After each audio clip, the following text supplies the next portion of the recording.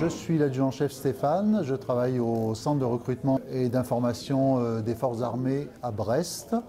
Je représente l'armée de terre.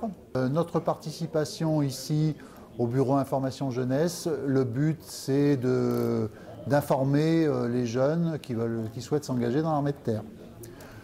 Pour cela, certains critères sont à prendre en compte, c'est-à-dire l'âge. Nous recrutons à partir de 17 ans et demi jusqu'à 30 ans.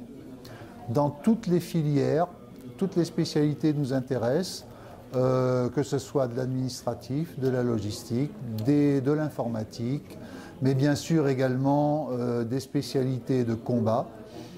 Donc il y a vraiment 16 000 postes proposés par an pour les jeunes et chacun va trouver sa place dans son domaine, dans un domaine particulier ou non, en fonction de son âge, de ses compétences professionnelles ou en termes de diplôme. Il faut qu'on ait des candidats en bonne santé, sportifs, souhaitant un métier d'action, qui n'ont pas peur, un candidat qui n'a pas peur surtout de voyager. La mobilité c'est très important quand on est militaire. Voilà tout ce que représente l'armée de terre et tout ce qu'on propose aux jeunes en termes de travail et d'emploi. Le niveau de recrutement, nous, c'est assez large. En fait, on recrute un jeune qui n'a pas de diplôme. Ça peut être un bachelier, ça peut aller jusqu'au BTS, voire à la licence, et au Master 2. Donc, en fonction du niveau d'études de la personne, nous allons le recruter dans une catégorie. Jusqu'au baccalauréat, ça va être un recrutement de militaires du rang, de soldats. Du Bac+2 au Bac+3, ça va être un sous-officier. Et de la licence au master, ça va être un officier. Donc ceci dans l'hyperspécialisation comme dans les spécialités de combat. En général, le mode de recrutement dans les armées, c'est d'utiliser les compétences de la personne, c'est-à-dire qu'en fonction de la spécialité choisie, on va aller recruter la personne avec le diplôme correspondant au projet. Par exemple, quelqu'un qui me dit « je veux être mécanicien », on ne va pas le former à la mécanique, on va aller chercher le bac pro mécanique. Idem pour l'administratif, idem pour les techniciens. Un candidat qui a un certain niveau et des compétences dans une spécialité, qui veut faire des spécialités de combat, peu importe la filière.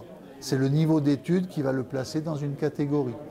Donc un cursus littéraire pour faire un commando parachutiste, ça marche, à condition qu'il soit sportif. De toute façon, il faut bien distinguer l'armée de terre des deux autres armées, où nous, on va aller faire un recrutement de combattants, c'est-à-dire de soldats en tant que métier, avec une spécialité à côté. Ce qui prime dans le projet, c'est la motivation. On est sur un métier passion, au même titre que l'hospitalier ou chauffeur routier, ou tous ces métiers-là où on exige de la disponibilité, de l'action, des compétences, où on n'a pas peur de faire le tour du monde. Voilà le métier militaire en fait, avec une spécialité combattante ou non. Le processus de recrutement, c'est de passer des tests, ce n'est pas un concours. Donc nous, on recrute les jeunes sur dossier. Une fois que le dossier est déposé, c'est d'aller passer les tests. Donc ça, c'est basé sur une visite médicale, sur des tests psychotechniques, psychologiques, du sport, des tests sportifs et un entretien de motivation. Chacun à sa place, quel que soit le profil de la personne, c'est ouvert à tout le monde, donc il faut une préparation évidemment. On est dans l'anticipation, on est à 3-4 mois de procédure minimum, donc il faut bien se préparer physiquement et intellectuellement pour réussir après les tests et avoir un contrat de recrutement. Ça peut être d'une durée variable entre 1 an et 5 ans.